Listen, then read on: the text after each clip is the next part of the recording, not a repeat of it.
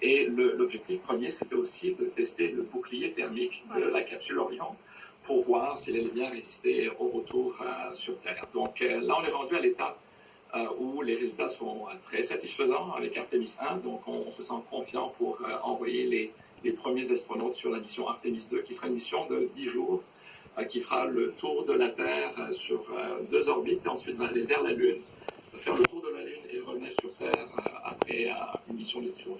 Alors, quelles étapes est-ce qu'il reste à franchir pour être prêt pour faire ce voyage, la mission Artemis 2, avec l'équipage vers la Lune? Alors l'équipage, vous l'avez entendu, donc ils viennent de voir leur capsule pour la première fois. Jusqu'à maintenant, ils avaient vu des maquettes. Il y a plusieurs maquettes pour l'entraînement des astronautes, des maquettes qui permettent de comprendre les systèmes spatiaux à l'intérieur, des maquettes qui permettent pour tous les membres de l'équipe, autant de l'équipe de l'Agence spatiale canadienne que nos collègues à la NASA et la marine américaine qui collaborent aussi avec la NASA pour récupérer la capsule en mer.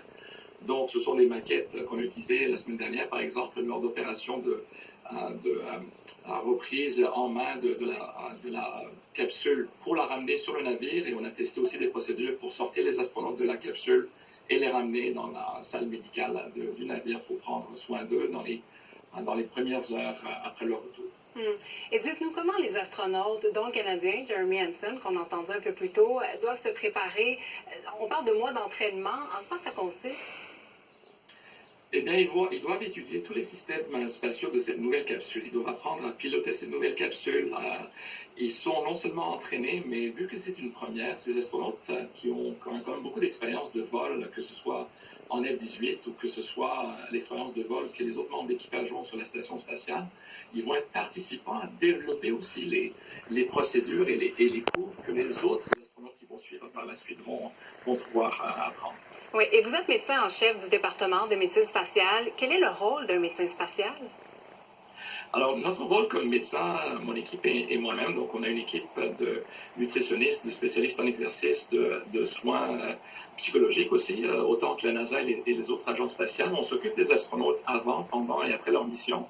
On s'assure qu'ils sont en bonne santé avant, on s'assure que les examens médicaux que l'on fait avant vont faire en sorte que les risques médicaux, du moins, sont minimisés pendant la mission. Ouais. Et si ils ont besoin de soins médicaux pendant la mission et après la mission, on est là pour les soutenir. Ouais. On participe avec eux à la quarantaine avant le lancement, par exemple, et on les cherche à l'atterrissage également. Un rôle primordial, donc. L'administrateur de la NASA qui a dit aujourd'hui en point de presse qu'un voyage vers Mars, parce que ce sera le but ultime, sera plus facile depuis la Lune que depuis la Terre, mais il faudra donc d'abord atteindre la surface lunaire. Ce sera au cœur donc de la mission Artemis 3? Alors, Artemis 3, pour l'instant, est prévu à la fin de 2025 et on apprend des leçons. Avec chaque mission, on va apprendre. Donc, la surface lunaire va être atteinte avec Artemis 3, donc fin 2025, et éventuellement, les missions Artemis vont aussi aller vers la station spatiale Gateway, auquel le Canada participe, et on va pouvoir y participer parce que, justement, on leur procure la 3e version du bras canadien, qui sera le Canadarm 3, sur la station Gateway qui sera en construction dans les années à venir. Il y a vraiment une collaboration à l'international, ça aussi, ça a été souligné aujourd'hui.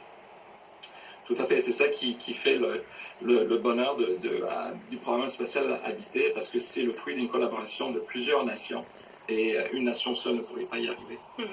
Est-ce que c'est possible que la mission Artemis 2 soit reportée? Ça dépend de quoi?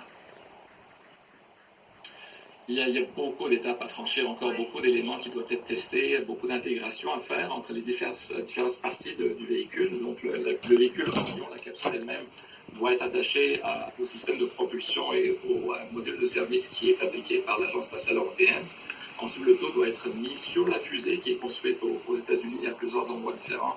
Donc il y a plusieurs éléments qui doivent venir ensemble pour qu'on puisse être satisfait que tout fonctionne bien et d'être testé avant de pouvoir partir sur la mission Artemis 2. Et comme on mentionnait, donc départ prévu au plus tôt novembre 2024. Ça va venir assez rapidement quand même.